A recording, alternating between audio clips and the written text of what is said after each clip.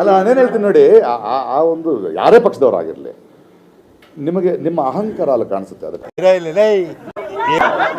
ಯಾವ ಇವೆಲ್ಲ ಕಾಂಗ್ರೆಸ್ ಪಕ್ಷ ಇರಲಿ ಯಾವ ಪಕ್ಷ ಆಗಿರಲಿ, ನಾನು ಇಷ್ಟು ತಗೊಳ್ತೀನಿ ಅನ್ನೋದಿದೆಯಲ್ಲ, ಬೇಡ್ಕೊ ಕೊಟ್ಟರೆ ತಗ, ನಾನು ನಿನ್ಗೆ ಯಾಕೆ ಆಮೇಲೆ ತಗೋತೀನಿ ಅನ್ನೋ ಅಹಂಕಾರ ನಿನಗೆಲ್ಲಿ ಬರುತ್ತೆ?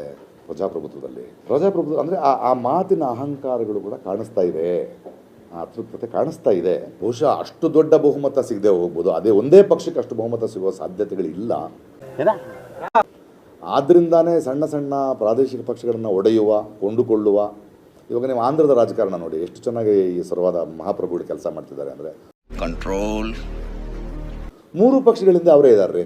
ಅವ್ರಿಗೆ 1% ಓಟಲ್ಲಿ ಮಹಾಪ್ರಭುಗಳಿಗೆ 1% ಓಟಲ್ಲಿ ಬರಲ್ಲ ಅಂತ ಗೊತ್ತು. ಅದಕ್ಕೆ 3 ಪಕ್ಷ ಕೊಂಡ್ಕೊಂಡ್ಬಿಟ್ರೆ ಆಳೋ ಪಕ್ಷದ ಕೆಲಸಗಳೆಲ್ಲ ಕೈನ ಇಟ್ಕೊಂಡ್ಬಿಟ್ಟವ್ರೆ. ಅವ್ರುಗಳಿಗೆ ಏನೇನು ಸ್ಯಾಂಕ್ಷನ್ ಮಾಡಬೇಕು, ಅದರಲ್ಲಿ ಎಷ್ಟು ಕಮಿಷನ್ ಬರ್ತಾ ಇದೆ. ಇನ್ನಿಬ್ಬರು ಅವರೇ, ಇವರು ಪ್ರಾದೇಶಿಕ ಪಕ್ಷದವರು, ಇವರಿಬ್ಬರನ್ನ ತೊಗೊಂಡು ಒಳಗೆ ಹಾಕೊಂಡ್ಬಿಟ್ಟು, ಇವನು 12 ಅವ್ನು 10 ತೊಗೊಂಡ್ರೆ ಈ ಕೊನೆಗೆ ಇವ್ರಿಗೆ ತಾರೆ ಅದು. ಇವ್ನ ಯಾವನ ಸೆಡೆ ನನ್ನ ಮಗ 400+ ಪರ 400 420 ನಂಬರ್ ಇರೋರು ಮಾತಾಡ್ತಾರೆ. ಏನು ಮಾಡೋಣ?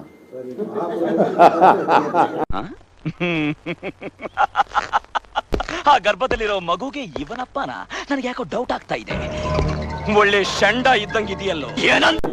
ಅಲ್ಲ ನಾನೇನು ಹೇಳ್ತೀನಿ ನೋಡಿ, ಆ ಒಂದು ಯಾರೇ ಪಕ್ಷದವರಾಗಿರಲಿ ನಿಮಗೆ ನಿಮ್ಮ ಅಹಂಕಾರ ಅಲ್ಲಿ ಕಾಣಿಸುತ್ತೆ. ಅದು ಕಾಂಗ್ರೆಸ್ ಪಕ್ಷ ಇರಲಿ ಯಾವ ಪಕ್ಷ ಆಗಿರಲಿ, ನಾನು ಇಷ್ಟು ತಗೊಳ್ತೀನಿ ಅನ್ನೋದಿದೆಯಲ್ಲ, ಬೇಡ್ಕೊ